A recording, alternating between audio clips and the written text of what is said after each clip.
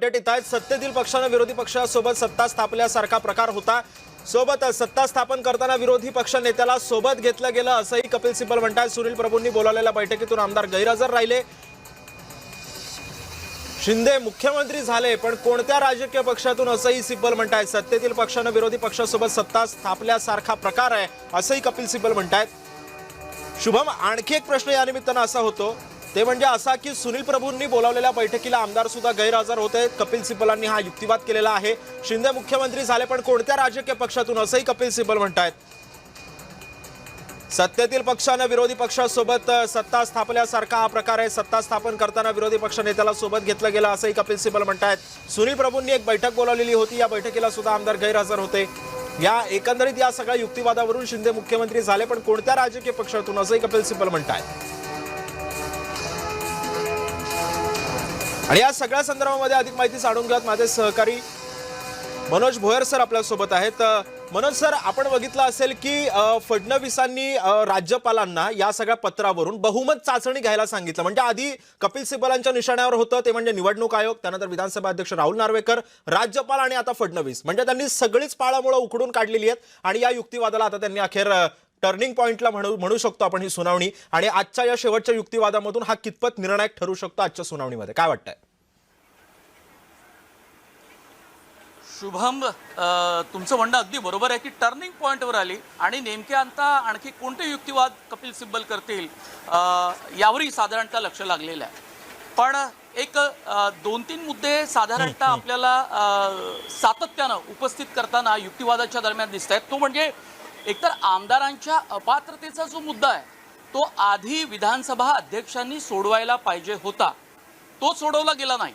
आणि मग मूळ राजकीय पक्ष हा कुणाचा आहे आणि सिम्बॉल कुणाला द्यायचा, पक्षचिन्ह कुणाला द्यायचं, या संदर्भात आयोगानं निर्णय केला। या प्रक्रिया फारच चुकीच्या आहेत आणि 10व्या कलमाचं पूर्णपणे म्हणजे त्यांनी धाब्यावर बसवलेलं आहे आणि हे अत्यंत चुकीचं आहे। या पुढच्या काळात सुद्धा अशा प्रकारचे प्रसंग वेगवेगळ्या राज्यात जर उद्भवले तर त्यावेळी नेमकी परिस्थिती काय असेल आणि काय नेमके पाऊल ज्यांना उचलायचे आहेत, ज्यांना निर्णय घ्यायचे आहेत त्यांनी ते उचलावे, या संदर्भामध्ये न्यायालयानं स्पष्टता द्यावी असं कपिल सिब्बल यांचं युक्तिवादादरम्यानचं म्हणणं आहे। म्हणजे हा निर्णय जो काही सर्वोच्च न्यायालयाचा येईल तो आपण धनंजय चंद्रचूड यांच्या काळामध्ये आपण पाहिला, पण त्यानंतर बऱ्याच गोष्टी स्पष्ट व्हायला पाहिजे होत्या, त्या झाल्या नाही। त्या या निकालाच्या निमित्तानं देशासमोर स्पष्ट येतील आणि हा अत्यंत गाजलेला सगळा हा खटला आहे आणि याकडे सातत्यानं देशभरातल्या राजकीय नेत्यांचं, सरकारांचं कायम लक्ष आहे। कारण अशा प्रकारच्या घटना, अशा प्रकारचे प्रसंग हे देशात वेगवेगळ्या राज्यामध्ये आपण पाहिलेले आहेत। त्यामुळे आजच्या निकालातले जर आपण काही महत्त्वाचे जर मुद्दे म्हटलं तर पक्ष आणि विधिमंडळ, पक्ष हे वेगवेगळे आहेत आणि विधिमंडळातला जो पक्ष आहे त्याला काही सर्वोच्च अधिकार नाही। मूळ राजकीय पक्ष त्याची घटना, त्या घटनेनुसार त्यांची चालणारी कार्यवाही ही अत्यंत महत्त्वाची आहे। त्यामुळे कुणाचं महत्त्व हे सर्वात जास्त हे अधोरेखित करण्याचा प्रयत्न सुद्धा कपिल सिब्बल यांच्याकडून झालेला आहे। आणि विधिमंडळ पक्षालाच राजकीय पक्ष मानल्याने 10व्या अनुसूचीचा हा विपर्यास झालाय अशा पद्धतीनं जोरकस त्यांनी मांडणी केलेली आहे। आणि ठाकरे गटाचं जे काही आता गेल्या काही दिवसांपासून म्हणणं आहे त्याला अनुसरूनच काही कागदपत्र आज कपिल सिब्बल यांनी जोडले न्यायालयासमोर। आमदारांच्या अपात्रतेचा निर्णय झाल्यानंतरच निवडणूक आयोगानं कोणता गट खरा, कुणाला चिन्ह द्यायला पाहिजे या संदर्भात निर्णय द्यायला पाहिजे होता, मात्र इथे नियमांची पायमल्ली झाल्याचं त्यांचं म्हणणं आहे। खरंय मनोज सर, मी काही अपडेट्स घेऊन मी पुन्हा एकदा तुमच्याकडे येणार आहे कारण युक्तिवाद सध्या जोरदार सुरू आहे। कपिल सिब्बल असं म्हणतात की कायदेशीरपणे शिंदेंनी शिवसेना सोडली होती असं कपिल सिब्बल आपल्या युक्तिवादामध्ये म्हणतायत। विश्वासदर्शक ठरावावरती भाजपसह बंडखोरांनी सुद्धा बंडखोरी केली आणि सोबत व्हीप झुगारल्यावर आमदार अपात्र ठरायला हवे होते, पण तरी सुद्धा ते अपात्र झाले नाही, अपात्र असलेले आमदार मंत्री झाले असंही कपिल सिब्बल आपल्या युक्तिवादामध्ये म्हणतायत। कायदेशीरपणे शिंदेंनी शिवसेना सोडली होती असंही कपिल सिब्बल म्हणतायत। आणि मी या सगळ्या मुद्द्यावरून मी जाणार आहे माझा सहकारी शुभम उमाळेकडे। शुभम, आपण बघतोय की जर पक्ष ठरवण्याचा अधिकार जो आहे तो विधानसभा अध्यक्षांना नव्हता किंवा राज्यपालांना नव्हता, मग या सगळ्यावरून मग कुठल्या बेसिसवरती हे बहुमत चाचणी करण्यात आलेली होती आणि कुठल्या बेसिसवरती अध्यक्षांनी हा निर्णय घेतला?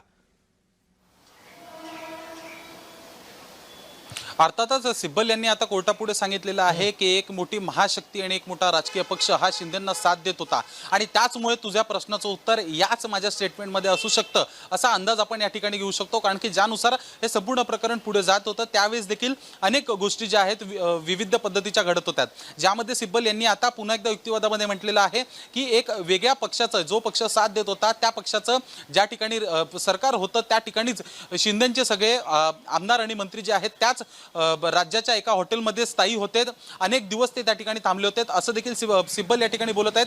तर मात्र दुसरीकडे राज्यपालांची भेट घेताना देखील एका वेगळ्या पक्षाच्या माणसांनी जे आहे, संपूर्ण नेत्यांनी जे आहे पाठबळ घेऊन पाठपुरावा करत जे आहे शिंदे यांचं प्रकरण खरं आहे आणि त्याला मान्यता देण्यात यावी याच्यासाठी मदत करण्यात आली होती, हे देखील सिब्बल आता कोर्टापुढे म्हटले आहेत. ही झाली गोष्ट क्रमांक 2. गोष्ट क्रमांक 3, या संपूर्ण प्रक्रियेमध्ये शिंदेंना कुठेतरी पाठबळ हे होतं, महाशक्ती होती, हे याआधी देखील सिब्बल म्हटलेले आहेत. तर आता देखील ते बोलत आहेत की संपूर्ण या प्रकरणामध्ये एकनाथ शिंदे हे एकटे नव्हते, त्यांना साथ देणारा कोणतरी अजून एक तिसरा व्यक्ती होता असं या ठिकाणी सांगताना दिसून येत आहेत सिब्बल. यामुळे संपूर्ण प्रकरणामध्ये निवडणूक आयोग असेल, विधानसभा अध्यक्ष असतील, राज्यपाल असतील, तर या तिघांसोबत कुठेतरी आता चौथा टार्गेटवर किंवा सिब्बल यांच्या निशाण्यावर असल्याचा एक राजकीय पक्ष आणि त्यांना साथ देणारे अशा पद्धतीने या संपूर्ण अंतिम युक्तिवादाच्या दरम्यान सिब्बल पुढे जाताना दिसून येत आहेत. सिद्धेश, खरं पाहायला गेलं तर महाराष्ट्राच्या जनतेला माहिती आहे की हे संपूर्ण प्रकरण कशा पद्धतीने घडलं होतं विरोधी पक्षाला सोबत घेऊन. तर त्यावेळेस मात्र विरोधी पक्ष कोणता होता? कारण की महाविकास आघाडीचं सरकार असताना उद्धव ठाकरे हे समजा मुख्यमंत्रीपदी होते, तर त्यांच्यासोबत एकनाथ शिंदे, उद्धव ठाकरे हेच कुठेतरी महाविकास आघाडीमध्ये प्रमुख चेहरे शिवसेनेमधनं मानले जात होते आणि कुठेतरी एकनाथ शिंदे यांच्या हालचाली विचित्र दिसत आहेत किंवा मग योग्य दिसत नाहीत अशा पद्धतीने महाविकास आघाडीच्या सरकारमधील त्या काळच्या नेत्यांनी जे आहे, कारण की अनेक नेते आता देखील फेरबदल झालेले आहेत, त्यावेळेसचे जे नेते आहेत त्यांनी उद्धव ठाकरे यांना सूचित देखील केलं होतं असं अनेकदा ऐकायला हे राजकीय वर्तुळात मिळत असतं. त्यामुळे सगळ्या गोष्टींची एक माहिती कानापर्यंत असताना देखील कानाडोळा उद्धव ठाकरे यांच्याकडनं करण्यात आला. पण मात्र आज हे प्रकरण सुप्रीम कोर्टामध्ये गेलेलं आहे, इतक्या मोठ्या प्रमाणात जे आहे युक्तिवाद सुरू आहे, पण मात्र पक्ष आणि चिन्ह कोणाचा याबद्दल सुप्रीम कोर्टापुढे हा पेच सुरू असल्याचं दिसून येत आहे. या संपूर्ण याच्यात समजा पाहायला गेलं तर मग मगाशी देखील मी ज्यानुसार म्हटलो की